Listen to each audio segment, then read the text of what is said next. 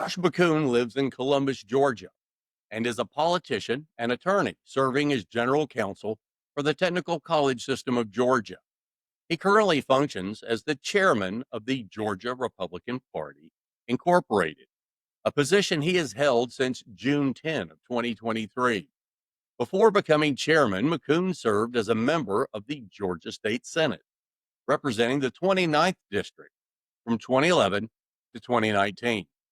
As an attorney specializing in civil litigation and election law, his legal expertise aligns closely with his political focus, particularly related to election issues and legislative reforms. During his tenure, he was known for championing religious liberty legislation and advocating for stricter ethics laws. In 2017, he announced he would no longer seek re-election for the state Senate, and later ran for Georgia Secretary of State in 2018. He finished third in the Republican primary. As the chairman of the Georgia Republican Party, McKoon has focused on changes to voting laws and has been a vocal advocate for election-related issues. His leadership has been marked by efforts to strengthen the party's influence and address key political challenges in Georgia. McKoon's opponent in this year's race for party chairman, David Cross, has confronted McKoon on using party funds for his personal use. Providing documentation from the Federal Elections Commission is proof. We will discuss all of it. The Editorial Interchange podcast aims to give you the best information we have on the issues impacting your community. We don't want to tell you what to think. We want you to have the information to think for yourself. We will always do our best to get you both sides of the debate.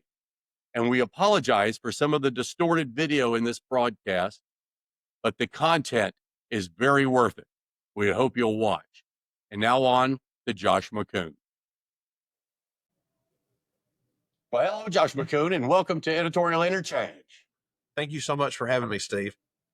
Well, look, one of the things that we love to do here at Editorial Interchange is sponsor somebody from our local economies. And we're big on locally owned businesses. And we ask every one of our guests, if they would, to please give a shout out. This is not a paid promotion, but it's just a shout out to a local business in your area that you want to recognize. Who would you recognize? Yeah, so I'd love to give some attention to Cross Creek Cafe in Atlanta, Georgia. Sharon, the owner there, is a rock solid conservative Republican. She's a great entrepreneur, really what this country is built on. The food's great. It's a great place to have a meeting. And I just can't say enough about Cross Creek Cafe, kind of on the west side of Atlanta on Cross Creek Parkway.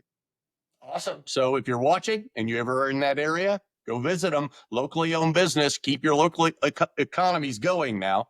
And hey, let's talk a little bit about your senatorial tenure.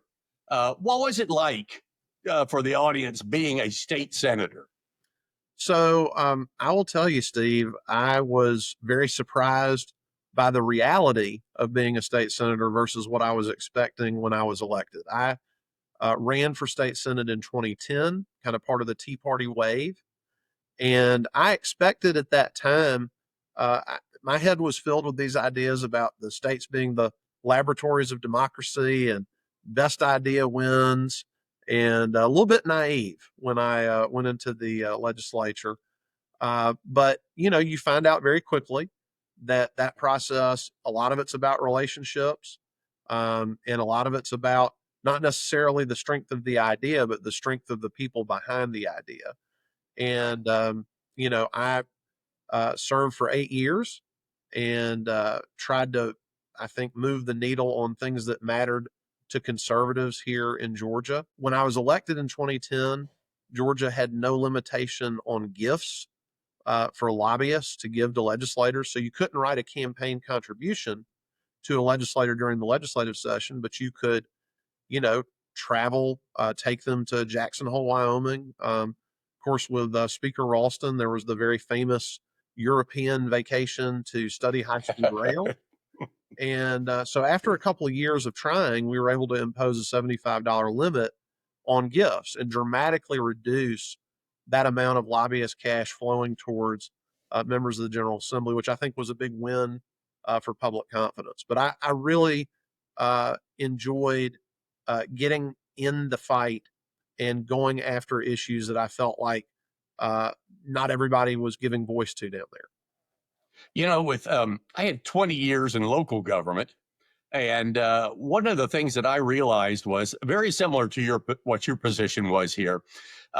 You would think that you could get collaboration on some things that most of your constituents would automatically agree is a good idea, and you cannot get it over the finish line. And there's that sense that you're pushing the mountain, you're trying to push the mountain, and it just won't budge. But then when you get those victories, and you've had your share of victories in the General Assembly, it keeps you going, doesn't it? It kind of says, all right, I'll fight the next battle. Yeah, there were some great moments. I will tell you, Steve, one of the things I'm proudest of my time down there, and it's kind of funny to talk about it in this era as I'm talking to you on this format of a program. But when I was in the state Senate, believe it or not, the state Senate committee hearings were not available online. They were not live streamed. There were no cameras in the Senate committee rooms. And I, said, look, we need to get with the times. The House was streaming their meetings. We shouldn't be making our constituents drive to downtown Atlanta and hope that they can have a seat where all of this legislating is occurring. And as you know, a lot of the legislating is not happening on the floor. It's happening in those committee meetings. Right. So I actually went to Best Buy and bought a little tripod for my cell phone. This was back when Periscope, I don't know if anybody remembers what Periscope was. You could broadcast video on Twitter, and it was a brand new thing. And so I told the members of my caucus, I said, for the meetings that I'm in, the people are going to be able to watch because I'm going to put it up. I'm going to stream it. If y'all want to pass a rule saying I can't, then okay. But until somebody tells me I can't do it, I'm doing it. And I had been told in previous years there wasn't enough money for cameras. There are all these technical issues, wiring an old building like the state capitol, all these things. After one session of doing that, suddenly the money was discovered. And within a year, we had all those meetings being live streamed. And now every meeting at the Georgia State Capitol is live streamed so that the people of the state have access to it. So when you get a win like that, it's sort of like what I tell people about playing a round of golf. You get that one good shot and it brings you back again. And so that's a very good memory of my legislative service. Well, your career of service, your ability to take a stand on issues. Who is the influential person in your life that you kind of use as your rock, or used as your rock to kind of say, if they can do it, I can do it, or somebody who led by example in your life? There's so many people I can talk about. I mean, I would start really with my parents. My father's still living. He's an attorney, still practicing law today. But a guy that would not shy away from taking an unpopular case, was willing to stand up for the underdog. And I watched that growing up as a kid. And that certainly had something to do with inspiring me to do what I've done. My mother also had a courthouse career. She's unfortunately passed away, but she spent 30 years as a victim advocate in a district attorney's office. And so she had what I think is the hardest job I've ever heard of. Yeah. She met with children who had been molested. She met with family members of people who'd been murdered. She did that every day, and she walked with those people through that process. She wrote letters opposing parole for violent felons, and she's just such a strong leader. And so I learned a lot from both of them. When I think about political sort of mentors of mine, Bo Calloway is definitely a name that comes to mind. Mr. Calloway had moved back from Colorado about the time that I moved back from Columbus after finishing law school. And he and I got to be very close in the last decade or so of his life. And I learned an awful lot from him. But I mean, Steve, I could spend the rest of your show talking about people in Columbus, Georgia, who really poured into me and gave me a good example of what a good servant leader is. And I do think that is something that needs to be discussed more, that we don't run for these positions or get into these positions to say, hey, look at me. We get in these positions to try to accomplish something meaningful for the people in our state and our country and our community. But those are some of the people that meant a lot to me. And you've got to have those people in your community that are willing to reach out to a young person and say, "Hey, come here over here. Come, I'll show you the ropes." It means so much. And when you have communities where you don't have a lot of that, you're really seeing the decline in those areas. You don't see a lot of civic participation and a civic pride in certain communities because they just don't have those people who are reaching down to pull the other ones up. Yeah, we have a cultural an issue when it comes to thinking about the wider community. There's been a lot of political science on this going back 20, 25 years to Robert Putnam's Bowling Alone about these places where people would come together and have some sense of community beyond your immediate family.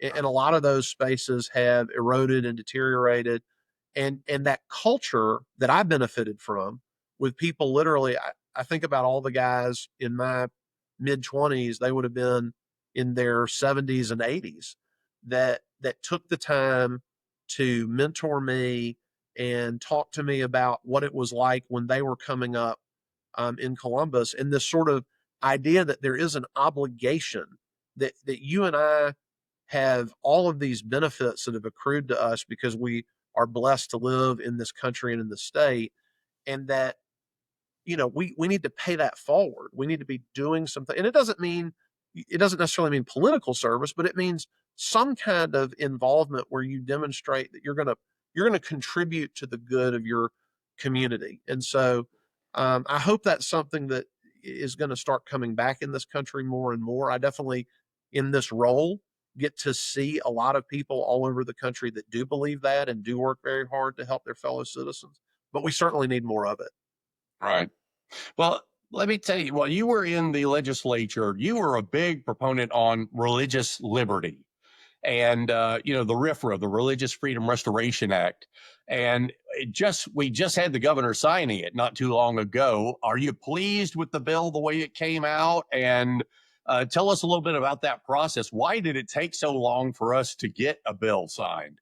Well, it's such a good lesson in politics, the story of religious freedom in Georgia. And for people watching or listening, um, in Georgia, and there's a long history behind this, which I will not subject everyone to, but claims against our state or local government that were free exercise claims were treated differently than free speech, free association, or free press claims. And they were not treated as seriously. They were basically second class claims. And that was the problem the Religious Freedom Restoration Act was seeking to solve. So I introduced it in 2014 towards the end of session, came back in 2015, was very controversial because the media had tried to link the passage of religious freedom legislation with the ongoing court battle about, at that time, same sex marriage. And they're trying to conflate these two issues falsely. But they were able to get a lot of big corporations to weigh in and say that they didn't want this bill because they thought it was somehow going to enable discrimination. We spent a lot of time educating people. We came back in 2016. We got the bill through the legislature, unfortunately, only to see Governor Deal veto it on Easter Monday. But this is a lesson, I think, to people that get frustrated about how slow government can work. And that is, in 2017, we kept working. We kept that issue alive.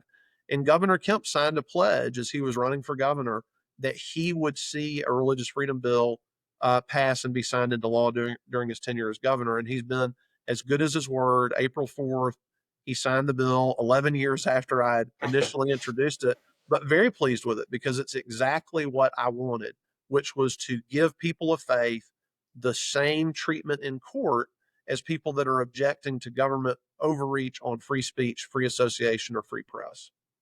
And just for the viewer's sake, the federal government had already done a RFRA bill, which had passed, but for some reason, the states could not use the federal authority. The states had to do a RFRA on their own. Why was that?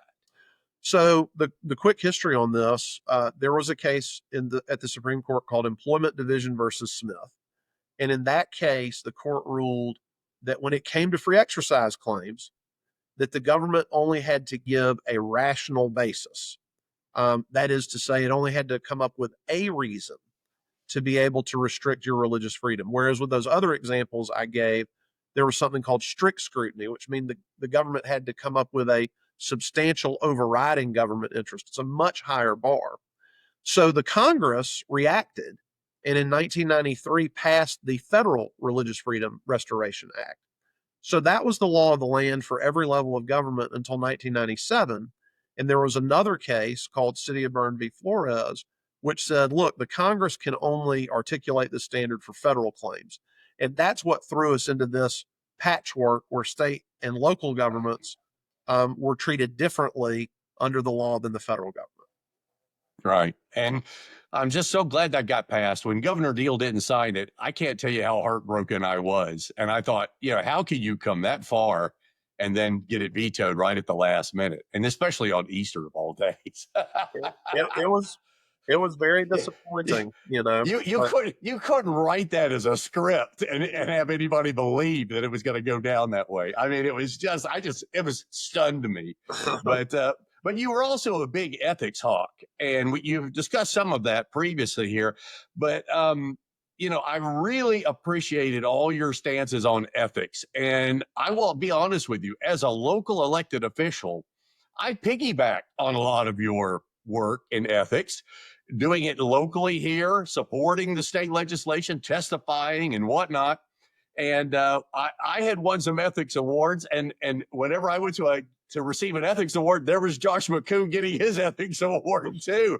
I mean, you were right there, and you were a great example. And you were really kind of the light on the hill that I could look at and say, all right, there's due north. I'm heading in that direction, and I'm going to fight on the local level for these bills. And we've got a film clip. This is some vintage Josh McKoon here that we're going to show on an ethics battle that you were fighting.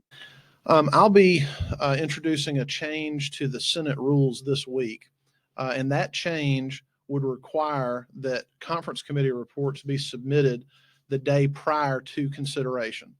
Right now, on the final 5 days of session, a conference committee report can be placed on our desks, and 60 minutes later, they can be called up for a vote. Anybody that's here who's been here on the 40th day knows the games that get played. All the conference reports wind up stacking up on our desks at 5 and 6 o'clock in the evening, and we're struggling to read, understand, and digest conference committee reports that often have brand new language that's never been seen by the House or Senate committee that the bill started in.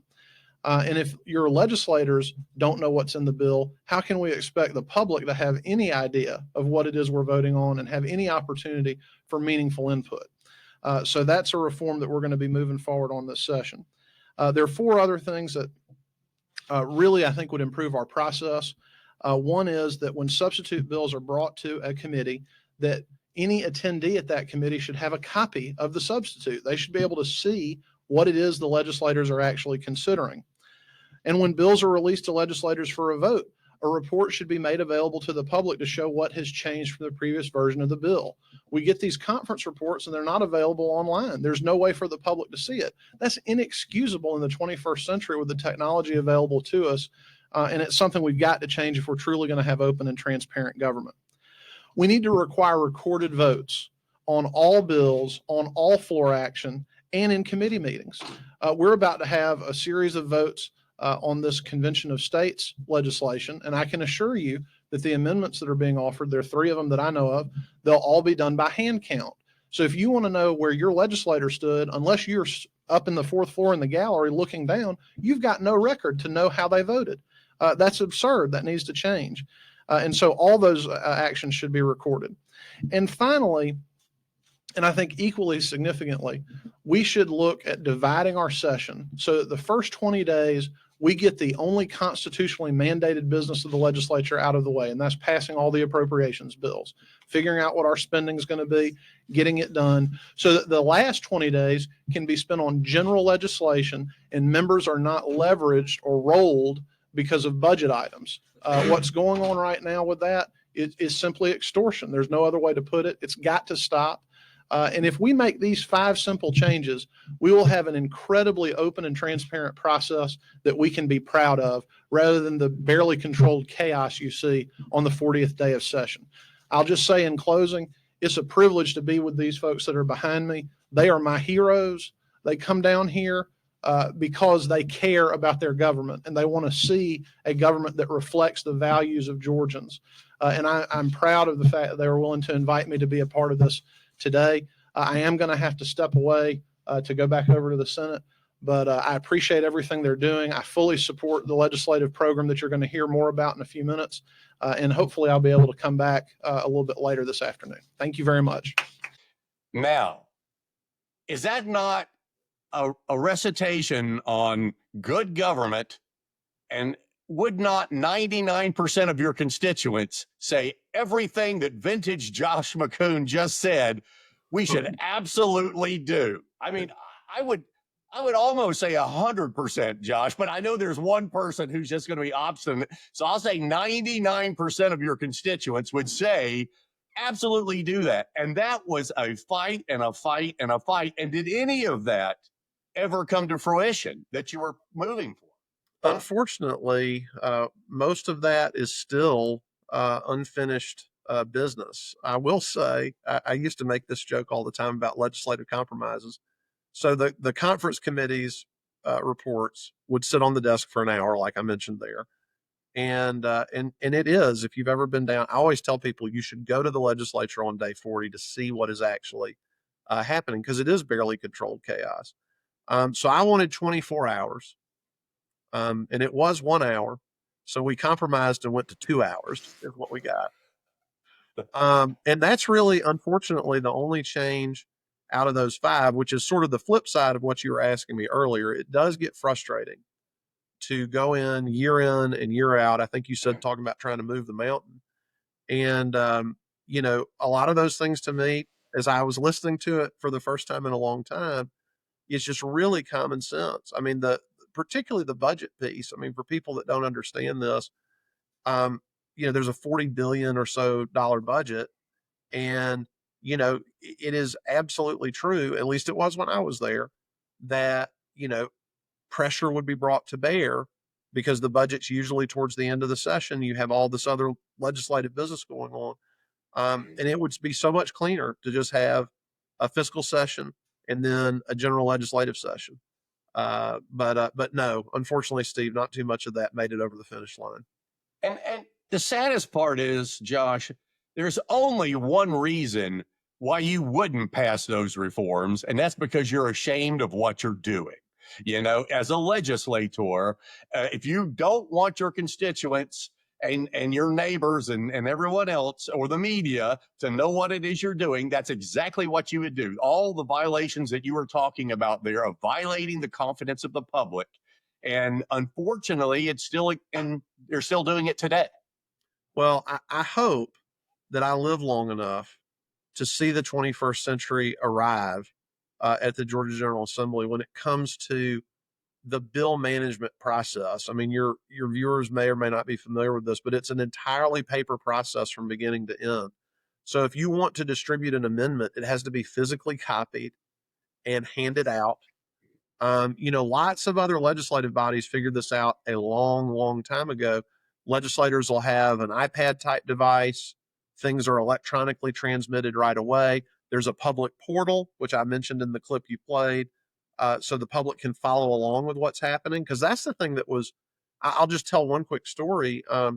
There was a bill on funding transportation in Georgia in 2015. There was this discussion about we need a new pot of money to fund roads and bridges. And there were all kinds of things being discussed, raising the gasoline tax, all manner of combinations of taxes, fees, etc. So they got together for the conference committee report. We see the conference committee report for the first time, and there's a $5 per night hotel motel tax. It had never been in a House version of the bill. It had never been in the Senate version of the bill. And I remember calling hospitality people in my community at 11 o'clock at night saying, did anybody talk to y'all about a $5 per night hotel charge? I mean, I know, Steve, you're in the Fayette County area, but for me, I represented a border community. And I will tell you, after that bill passed, Phoenix City, Alabama built this very nice Courtyard Marriott convention style hotel to service the Columbus Convention Center. Because if you're booking a big group, $5 per night adds up in a hurry. Because that became part of the legislation. So it would be great to see that technology adopted so that people don't get,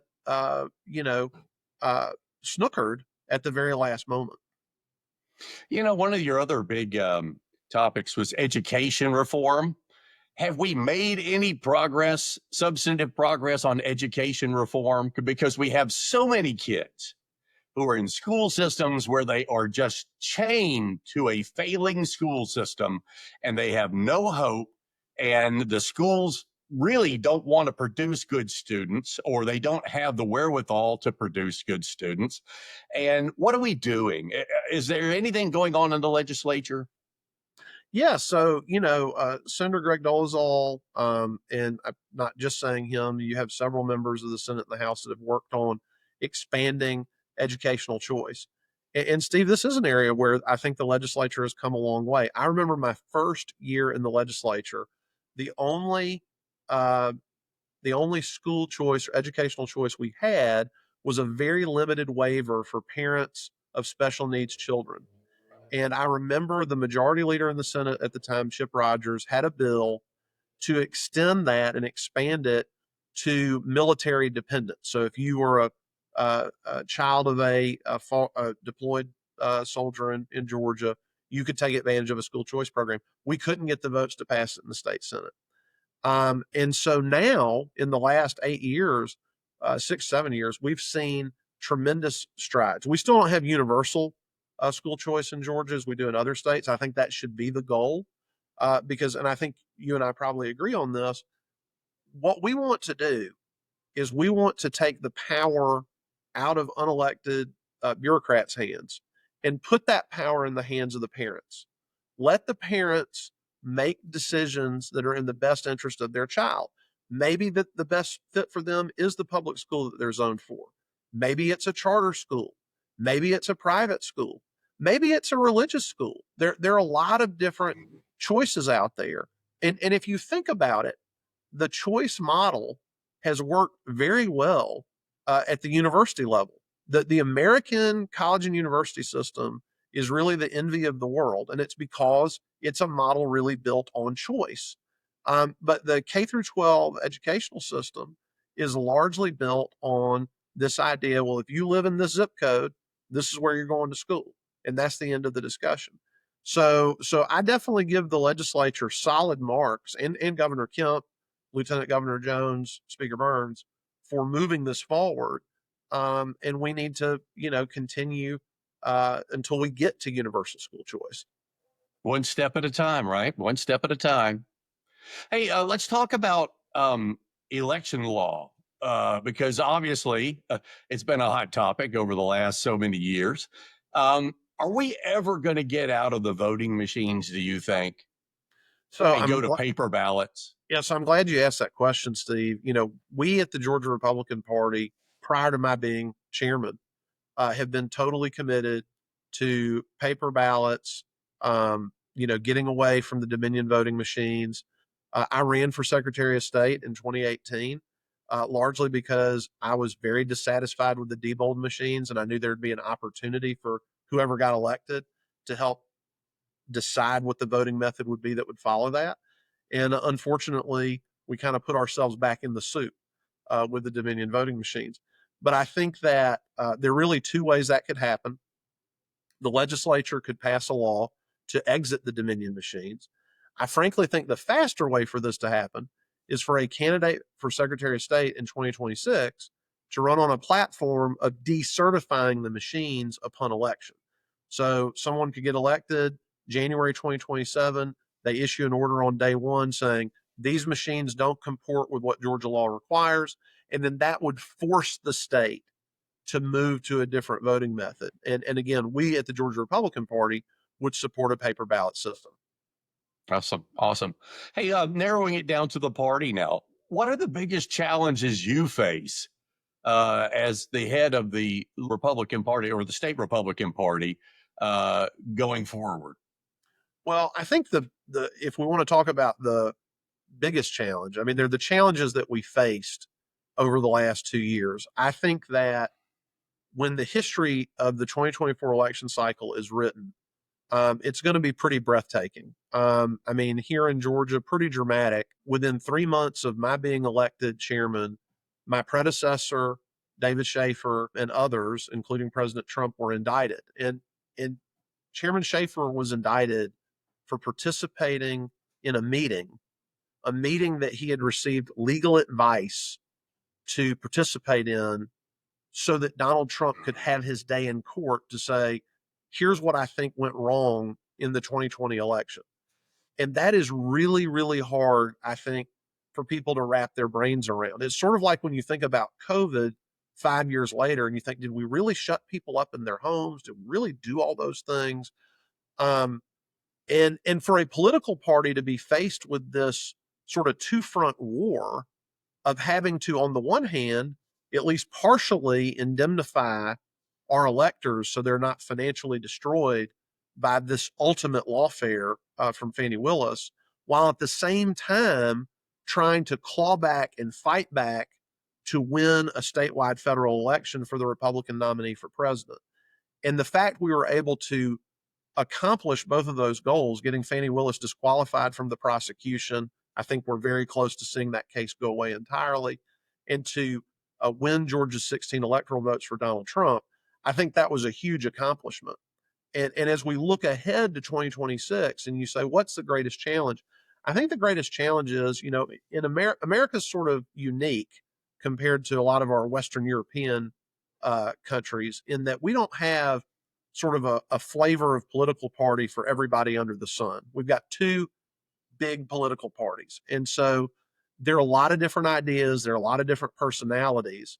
And you need someone in this position that is able to navigate at least most of those personalities. Because at the end of the day, you got to try to bring people together. I mean, one of the things I'm proudest of that I did play a role in 2024 was making sure that in the last 3 months of the campaign, that all Republicans, all visible Republicans, from the governor to the president, all the way down, that we were rowing in the same direction, that we were making it clear that we were all together to get President Trump elected. And in an election that was decided by 2% of the vote, I think that was a pretty substantial achievement. So that's what I would say, Steve, is sort of the herding of the cats, the corralling of a lot of different points of view and personalities.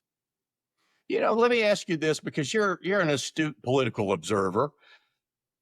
When you look at the state of Florida, just look south to us, and you look at the astounding turnaround where they were on the fringe of having a Democrat governor. I think DeSantis won by what? Just a couple of hundred votes, was it, or something like that?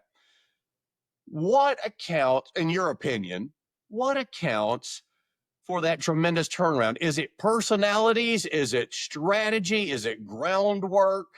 What really do you think made that astounding turnaround? And is there anything that we can learn from what they did? Well, we talked about this earlier, Steve, but one of the lessons of the 2018 victory of Governor DeSantis that made all of this possible was that Florida did embrace educational choice. Right. And the Democratic candidate for governor made it clear he was going to reverse all of it.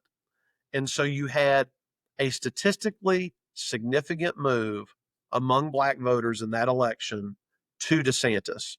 And that made the difference in what was a razor thin election. So why Florida? Why is Florida so Republican now? Now, my colleague Evan Power, the chairman down there, does a great job. I don't want to take anything away from the Florida Republican Party. They're a great organization. They're a great partner for us, deployed to Georgia, helped us win here. But Florida, I would say, at least in part, you have some great policies. I think everybody agrees Governor DeSantis, the Florida legislature, has delivered over and over again on kind of the conservative policy wonks wish list. All the things you and I like to talk about, they've really done in Florida. But the other thing they benefited from was this highly visible choice in during the COVID crisis. And Governor Kemp did this in Georgia as well. But if you think about it, freedom loving people from all over this country, New York, all over, they saw what was happening in Florida and they said to themselves, do I want to stay shut up in my house during COVID? Or do I want to move to a beautiful state with beaches and all these other amenities that's run by people that are going to let me live my life? And so I think that led to this influx of conservative, center-right thinking people. So I think that was part of it. But I think the other part of it was, just like that 2018 election, conservative policies work. And if they're given enough time, voters do notice that. They notice that things are getting better in their communities. And so that's why I don't think you can account for what I said about the influx or people coming in from other states for counties like Miami-Dade going Republican. I mean, that's an earthquake. It would be like if you and I woke up in 2026 and we said, we won Fulton County. I mean, we would be, I don't know where we would be. It would be very exciting. So I think, like any political science question, we can talk about a lot of causes, but I think those two, the effect of those policies and people reacting to seeing what that was doing for them in their personal lives, and then a lot of people voting with their feet and moving from states that were restricted during COVID to a state where they felt like they would be free to live their lives. And let me ask you one more question on the strategy versus personality thing. Donald Trump, 2024, he polls the majority of Hispanic men. He sees an incredibly rise in African American men. Is that Trump the personality? Is that the Republican platform? Or is it just the Democrats are just self-destructing and they can't take it anymore? What is it? Well, it remains to be seen if the Republican Party post-Trump will adopt some of the ideas that he was very willing to put out there. And look, I think that Hispanic men, Black men, and frankly, young men of every race or creed have felt like forgotten people in this country for quite some time. And what President Trump, I think, has done in a very powerful way is to speak to particularly working class, middle class America and give a message that resonates. And I really believe, Steve, what he did is that we had these twin political movements on the right and the left. I talked about the Tea Party wave that I came in 2010. You'll also remember on the left, this Occupy Wall Street movement. But what both of those political movements had in common was this distrust of really large organizations, distrust of large multinational corporations, and a desire, albeit in two very different ways, to recenter the power structure back to Main Street. And I think Donald Trump is the first politician to have effectively taken that energy in the political space and given very clear voice to it, to say, look, yes, I'm going to put tariffs on countries and I'm going to give tax relief because I want us to make things again. I want us to have strategic industries in this country so that you and your family have decent jobs that are pathways to middle class lives and economic mobility. And so that opportunity is there for us post-Trump, but it depends on whether or not the Republican Party will fully embrace that. I mean, think about having the Teamsters president address the Republican National Convention. I mean, these are things that are, light years away from the first Republican National Convention I attended quite a few years ago. So if the Republican Party is willing to do that and they're willing to continue to say, we want to fight for you, we want you to have a better life, we don't want to, be the handmaidens of very large special interests, then yes, I think the Republican Party can become the multiracial, multi-ethnic coalition that it has to become if it's going to be the governing party in the United States of America. Well, I do know that one thing we're looking at here at Editorial Interchange is Hispanic programming.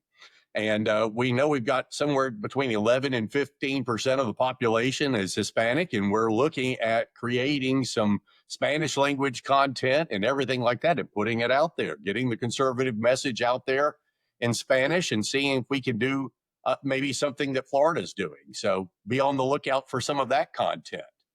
And also, too, with the party's election, the state convention is coming up in a month, right? It's in June, I believe. That's right.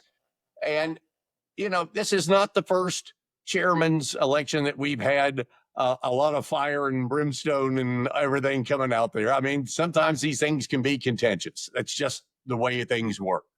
And the gentleman who's running against you, David Cross, has made some allegations. And I offered to you to say, hey, I will allow you to address the allegations, and you know, we'll give you free reign to say whatever you want to say and take it on. And you know, we did it in the form of some video clips because he has spoken at some other places. So I don't want to make it look like I'm putting his words in my mouth. We'll get it straight from him. Let's play the first clip. I am attacked every single day. All right. I'm attacked every single day by a man who is using the company credit card to charge personal items. All right. We found $479 charged 5 times to his personal gym. All right. And he came out and he said, oh, I'm going to reimburse the party.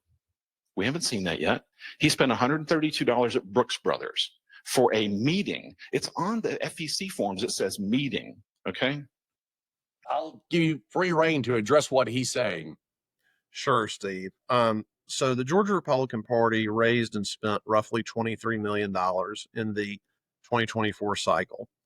There were a handful of expenditures that, while lawful and permissible, were not expenditures that I intended to charge to the Republican Party. As soon as I discovered there was an issue, I made sure that I paid the charges that had been assessed on the card in full, and the FEC reports that have been filed reflect that. And you know, the problem here is my opponent has no experience raising political money. He's never run for office. He's never helped anybody run for office. He is totally unqualified to be the chairman of the Georgia Republican Party. And so for him to develop a rationale for why people should vote for him, he has resorted to attacking me for everything under the sun. There are things that I won't even repeat on this program that have been said, very deeply offensive, personal attacks, attacks against my wife and family that are just wholly inappropriate. And it's disappointing to me that he's chosen to go this route. I ran for this office 2 years ago. Had 2 other people run. We ran a respectful race. We had some disagreements. Sometimes things got a little heated, but we always treated each other with decency and respect. And I'm just deeply disappointed at the kind of campaign he has run. And I'm afraid it sort of tells us what kind of chairman he would be. And what we don't want to have happen in Georgia is what happened in Michigan during the 2024 cycle, where someone was elected that was wholly unqualified and unprepared to lead. The party very quickly came off the rails financially. The Republican National Committee had to step in. Pete Huckstra, a former congressman from Michigan, ultimately got elected and sort of righted the ship there. But we don't want to go through that in Georgia, Steve. You know, we have the #1 U.S. Senate race in America next year. We have the #1 governor's race in America next year. And, you know, the people who are making this decision in June deserve to hear from these candidates. What are they going to do to put us in a position to win in 2026? I've clearly articulated what I'm going to do. I've demonstrated the capacity to do it by the results I achieved with our team in 2024. And that's unfortunately something you will never hear from my opponent because he has no plan for 2026. And so to summarize, there were charges made, if I hear you correctly, on using the party card, and you have fully reimbursed the party for all those charges. Is that correct? Is that a fair statement? Yes, sir. The only thing I would add to that is that the charges, while lawful and permissible, I'm very concerned about being a good steward of our donors' funds. And so as soon as I learned that there were some charges made in error, we reimbursed them immediately. And that is reflected on the appropriate FEC reports. Okay. What are the other complaints that he lists, and several of the other people who are running for various other offices within the state party are complaining about a non-disclosure agreement that's coming from the party itself? And we'll play his video on this one, please. So when we're running for these big positions in the Georgia GOP, the candidates normally have to sign off on a non-disclosure agreement in order to receive the list of names of the delegates who are going to be attending the convention. That list is critical for candidates to be able to get their message out so that they can hopefully be recognized and earn the vote of the delegates. Now, as it stands right now, there's a 9-page non-disclosure agreement that I was given that in previous years was only a page and a half. And the chairman has come right out and said, we know that David Cross is using the list inappropriately, to reach out to past delegates. And you know what? I don't really have a choice, number one. Number two, I'm not doing anything inappropriate. I mean, I'm sending a political message to people who are involved in the party, trying to reach out to them. I'm not marketing to these people. I'm not, going out there and saying, hey, come use my business or something like that. I'm just simply trying to reach out to them to get my message to them. But I'm being stopped right now, and I still don't have the list of the delegates at this point. Hopefully I'll have some people that will give me some of those things in order to be able to reach out to them. But I'm not signing this 9-page NDA because in it says that if I disparage the Georgia GOP, each time that I do it, I am agreeing to a $25,000 penalty, and I don't get to determine what the word disparage means. They get to determine it. And if we go to court for some stupid reason, the attorney that wrote this thing up said, "Oh, if we have a dispute, we're gonna settle it in Fulton County." And who on earth, thinks that Fulton County has got fair courts for Republicans anyway? What do you think? I'll allow you time to respond. So I appreciate that. It's true that for quite a few years, the Georgia Republican Party had an NDA for our candidates to sign in order to get delegate and alternate information. And let's be clear about this.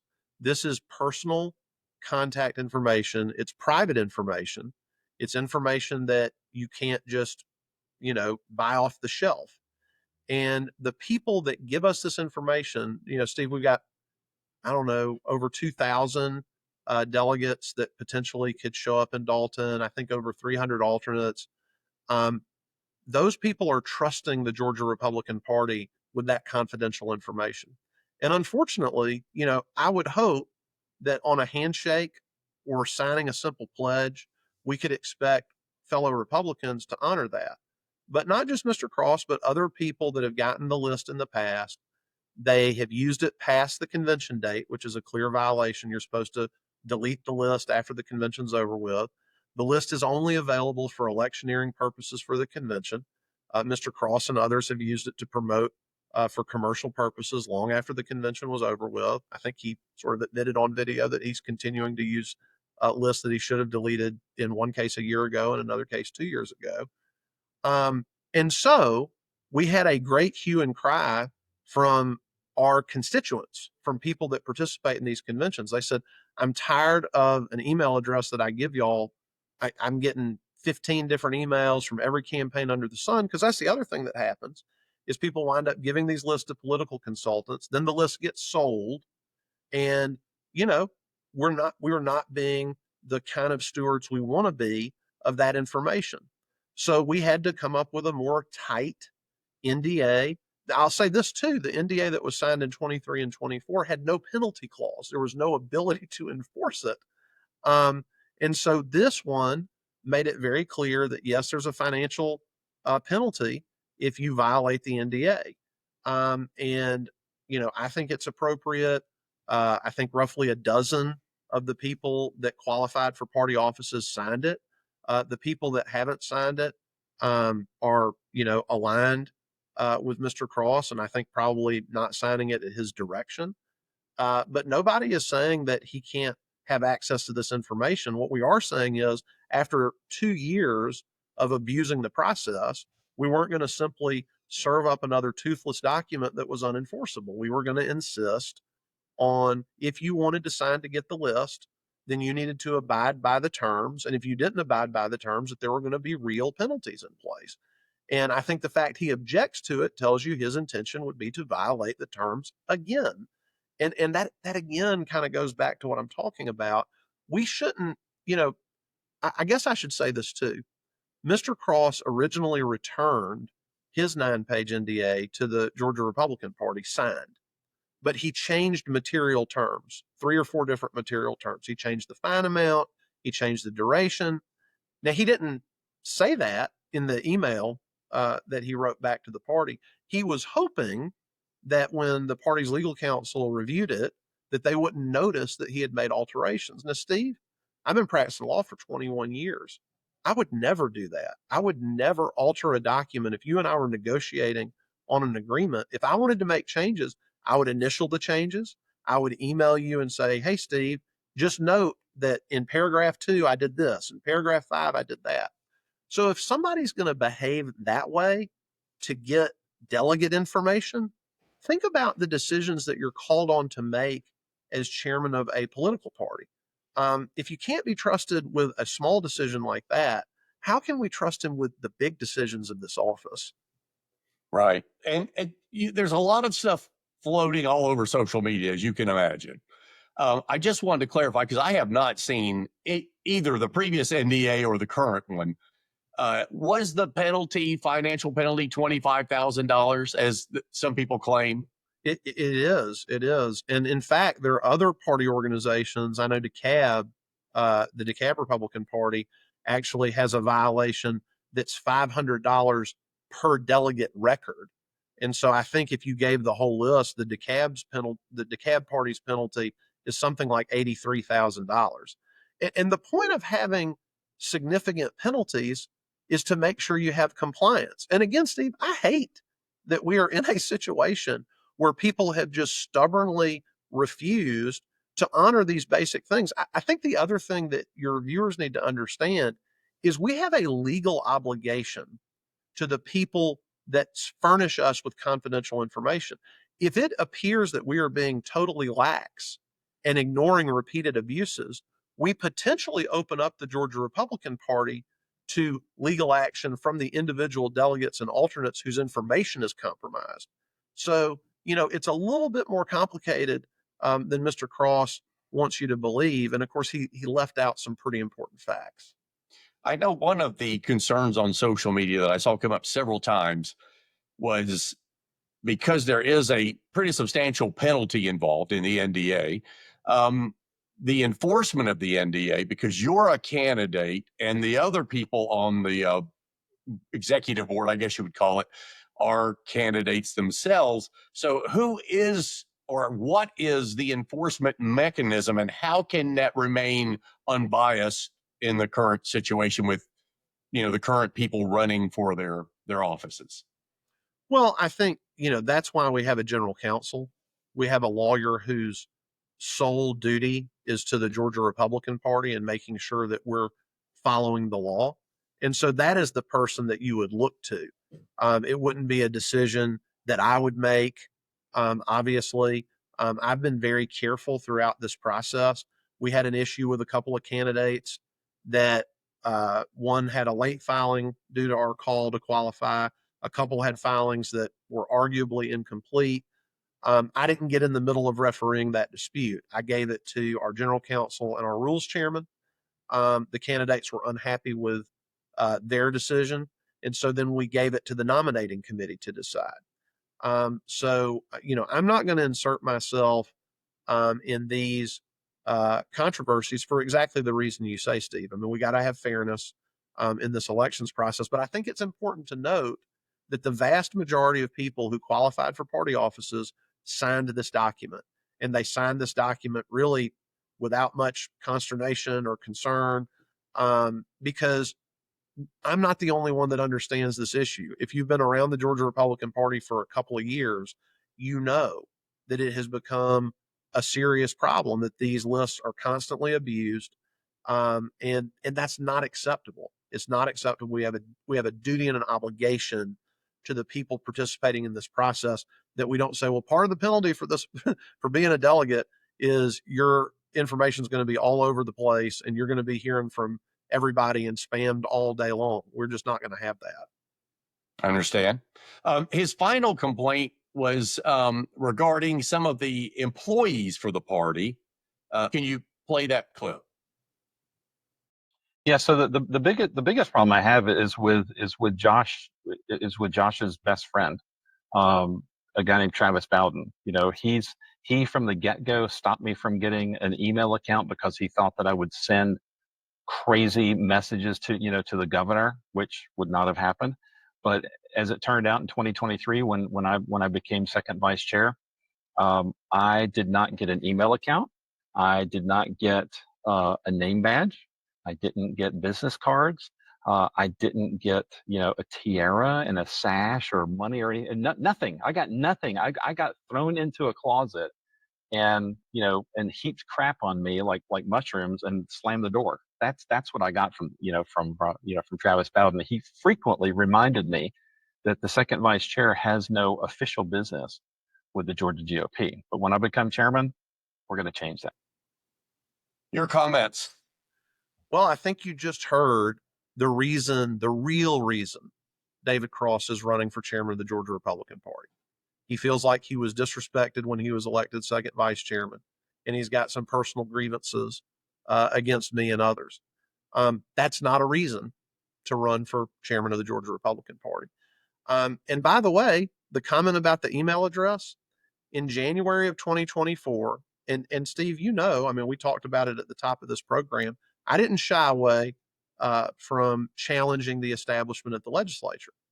But David Cross literally sent out an email in January of 2024 where he accused every single member of the legislature of taking money in exchange for favorable votes.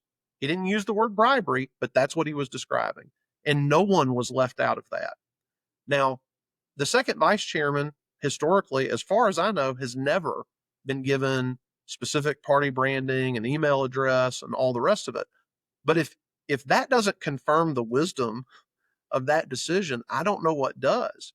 I mean, to literally open the first week before the legislature even begins to meet, saying they're all soliciting bribes, that is the kind of thing that we have seen from David Cross for a year and a half. It's just this constant chaos, inability to get along with anyone, and again, looking to serve himself. Where's my business cards? Where's my email address? Where's my personal branding? Why am I not the star of the show, right?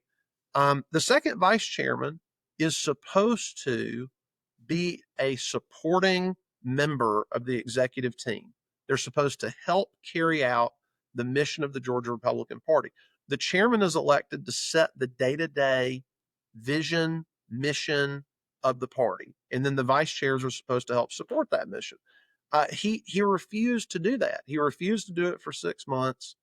Then he fought so much harder to keep Brian Pritchard on the state executive committee, who he has said is his best friend.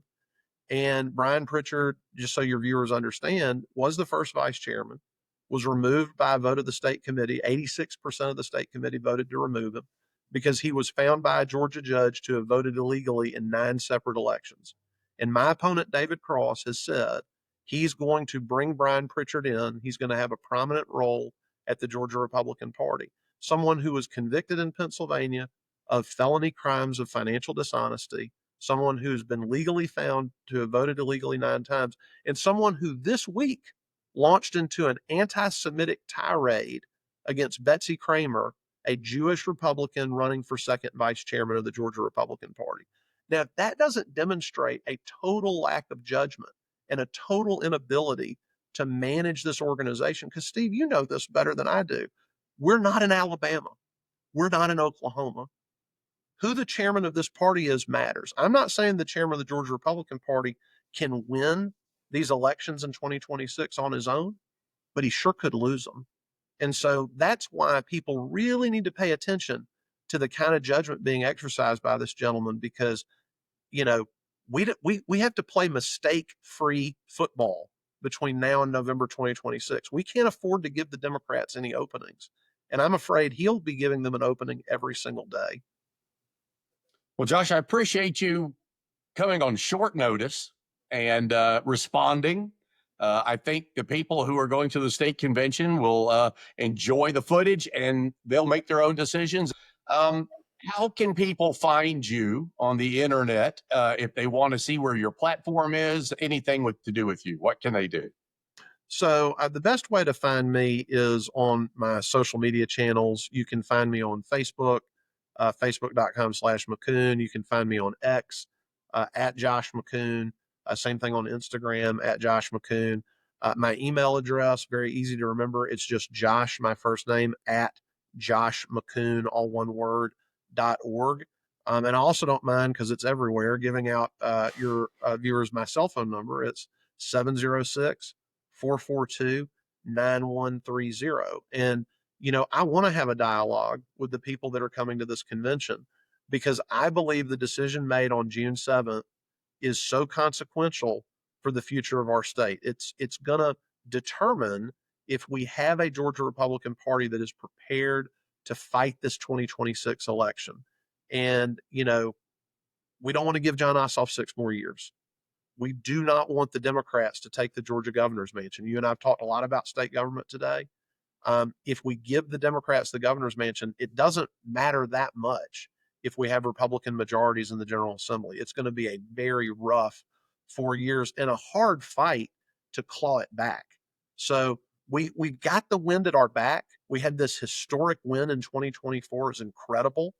We can build on that win in 2026 and start moving Georgia more towards that Florida model you were talking about earlier. But we have to put our A team on the field, and that is why I'm running for a second term. Josh McKoon, thank you very much. We really appreciate you, and we'll have this up on the internet in just a matter of days. Thank you, Steve. Hey, and don't forget to like, subscribe, and share all our materials. We count on you to make it happen. I hope you enjoyed this content. You're not going to find this kind of content anywhere else in metropolitan Atlanta or the state of Georgia. So please do it. And we are one of the only sites, the only podcast that will allow you, the viewer, if you have something that you're passionate about and you want to say, we will give you a 3-minute short video that we will put on the editorial interchange site, and we'll broadcast it over all the social media platforms. So if you want to come on with us, just go to editorialinterchange.net, pitch us your idea, and you can get a 3-minute short piece as a viewer of Editorial Interchange. Thank you.